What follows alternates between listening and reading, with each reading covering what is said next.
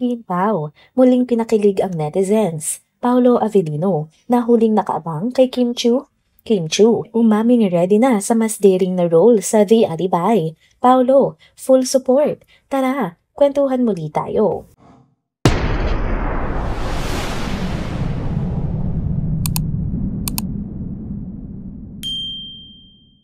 Hello mga ka-trenders!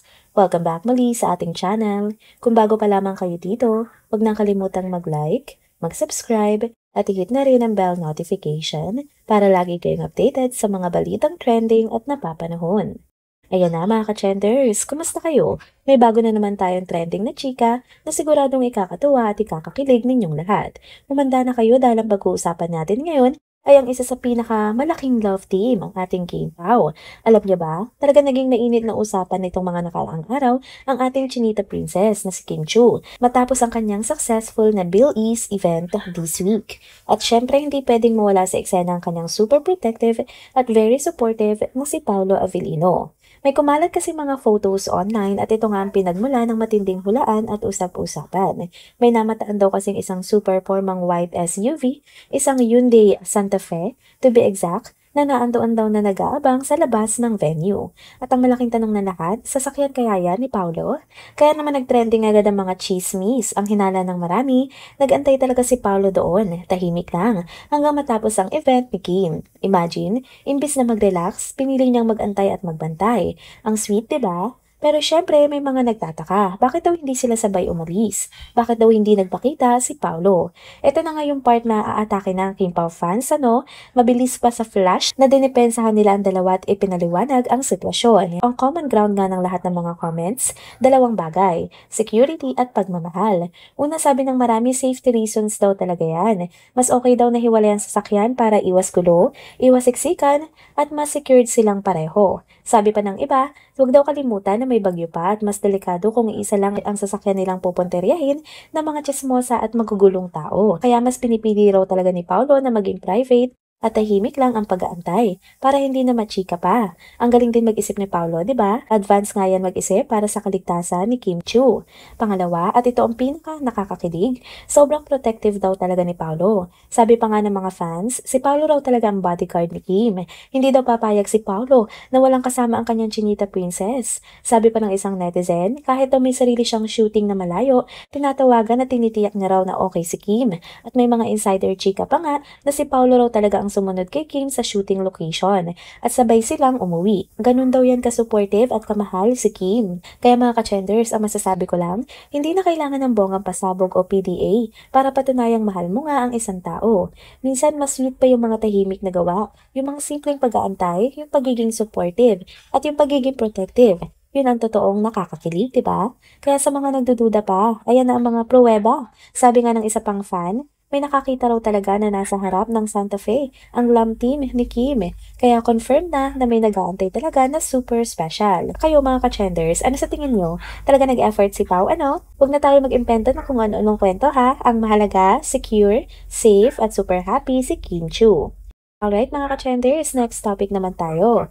Grabe, ito siguradong interesting kasi pag-uusapan natin si Kim Chu na naman. Oo, ang ating Chinita Princess mismo. At kung paano nga naging super crucial ang Dreamscape Entertainment at Paolo Avellino sa pinaka-daring role niya so far na The Alibay. So yun nga mga ka-trenders, habang nagre-reflect nga si Kim sa journey niya sa showbiz, bigla raw siyang napaisip. Ano pa ba ang maipapakita ko sa aking 30s? Sabi nga niya.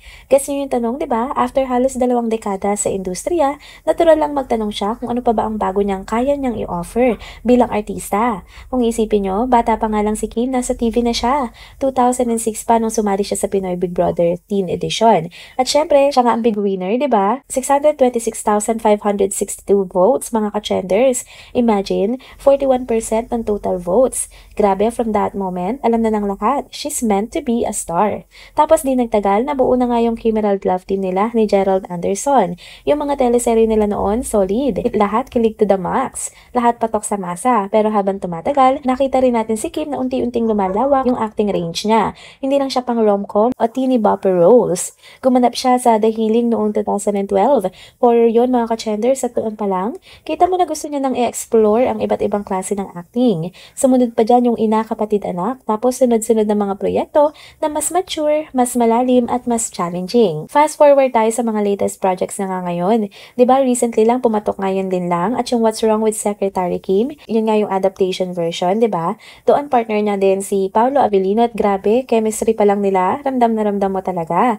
At ngayon ito na nga ang The Alibi. Dito ibang Kim Chiu na talaga makikita natin. Kinampanan nga niya si Stella Morales, isang sex worker na nasangkot sa misteryosong kaso ni Vincent Cabrera na si Paolo Avellino naman. Tapos mga ka-chenders, during the advanced screening pa lang, marami nang napataas ang kilay in a good way ha, kasi may scene siya na nagpo-pole dance at napaka-confident niya doon, fierce at ramdam mong all out si Kim Chiu sa kanyang eksenang yon. Sabi nga niya, gusto niyang i-challenge ang sarili niya ngayong nasa mid-30s na siya.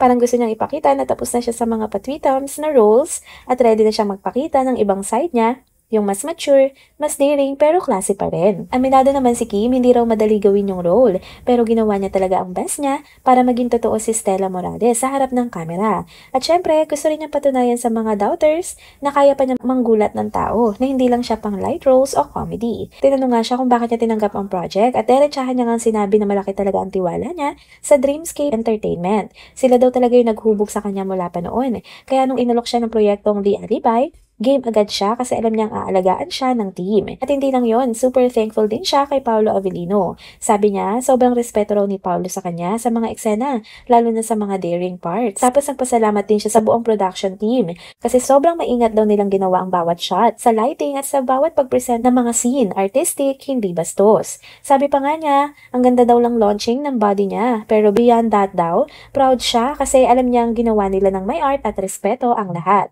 At syempre, hindi niya nakalimutan pasalamatan yung mga fans niya. Alam niya naman, solid yung mga supporters ni Kim Chiu. From her PBB days hanggang ngayon, nandyan pa rin. Kaya sabi niya, lahat ng ginagawa niya para sa kanila talaga. Kasi more than showing skin, gusto niya ipakita yung loob niya bilang isang matured na artista. Yung growth niya, yung dedication niya at yung totoong Kim Chiu na nag-evolve pa rin hanggang ngayon. At kung may mga bagong fans na madidiscover daw, di umano dahil sa The Alibi, magiging sobrang thankful daw siya doon. Kasi para sa kanya, every project is a chance to show something new. Hindi lang para patunayan ng sarili, kundi para ipakita kung gaano niya kamahal ang craft niya.